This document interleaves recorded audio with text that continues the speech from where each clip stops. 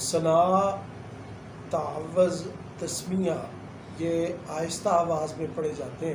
جب تکبیر اولا تکبیر تحریمہ کہا جائے اور تکبیر اولا کہنے کے بعد ہاتھوں کو ناف کے نیچے باندھنا چاہیے۔ تکبیر اولا اس کی بڑی فضیلت ہے اور کوشش کیا کریں کہ حال نماز تکبیر اولا کے ساتھ پڑھیں، جماعت کے ساتھ پڑھیں۔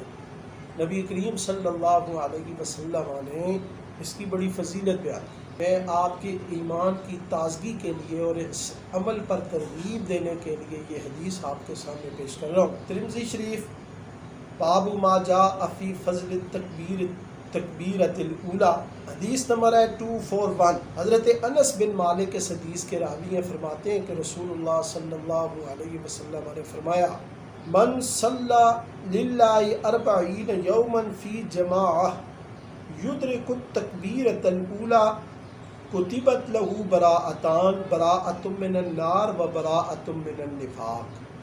حضرت انس بن مالک سے مروی ہے، فرماتے ہیں کہ رسول اللہ صلی اللہ علیہ وسلم نے فرمایا کہ جس نے 40 دن جماعت تکبیر اولا کے ساتھ پائی، اللہ اس کے لیے 2 نجاتیں لکھ دیتا ہے۔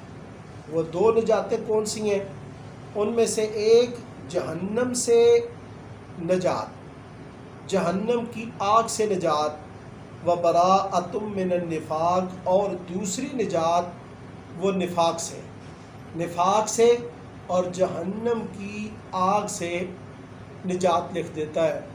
اللہ رب العزت جس نے 40 دن تکبیر اولا کے ساتھ جماعت کے ساتھ نماز پڑھی، تو ہمیں چاہیے کہ یہ سنت اس پہ ضرور عمل کریں اور دوسروں کو بھی اس کی ترغیب دلائیں۔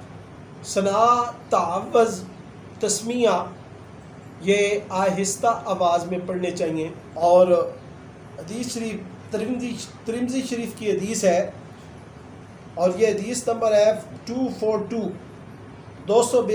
حضرت ابو سعید خدری رضی اللہ عنہ سے مروی ہے، کہتے ہیں کہ رسول اللہ صلی اللہ علیہ وسلم جب رات کو بیدار ہوتے تو تکبیر کہتے اور پھر یہ پڑھتے ثنا سبحانک اللہم و بحمدک و تبارک اسمک و تعالی جدک ولا الہ غیرک، ثم یقول اللہ اکبر کبیرہ، ثم یقول اعوذ باللہ السمیع العلیم من الشیطان الرجیم۔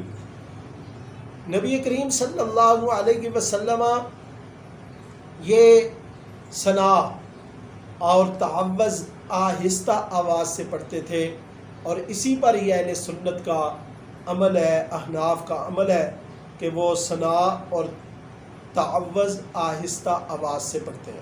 ثنا جو ہم پڑھتے ہیں وہ ترمذی شریف حدیث نمبر 242 سے ثابت ہے، جس کا ترجمہ اے اللہ تو پاک ہے اور ساری تعریفیں تیرے لیے ہیں، تیرا نام برکت والا ہے اور تیری شان بلند ہے، تیرے علاوہ کوئی معبود نہیں۔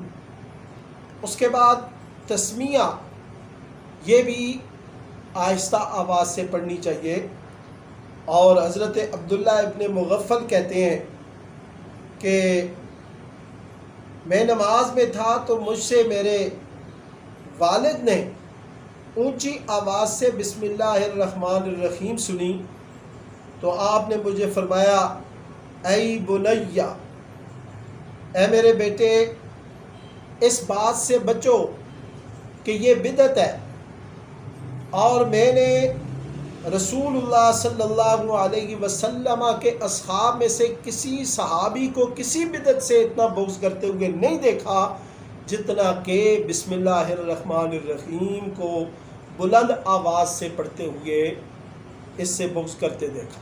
یعنی بلند آواز سے بسم اللہ صحابہ کرام نہیں پڑھتے تھے، آہستہ آواز سے پڑھتے تھے، اور ساتھ یہ بھی فرمایا کہ میں نے نبی کریم صلی اللہ علیہ وسلم کے ساتھ نماز پڑھی، ابو بکر و عمر اور حضرت عثمان، ان سب کے ساتھ نماز پڑھی، ان میں سے کوئی بھی اونچی آواز سے بسم اللہ نہیں پڑھتا تھا۔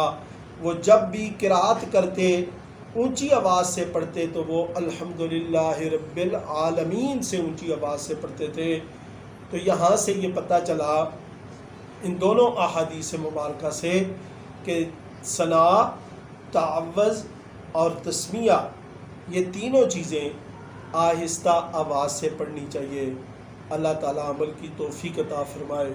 سبحانک اللہم و بحمدک، اشہد ان لا الہ الا انت، واستغفرک واتوب الیک۔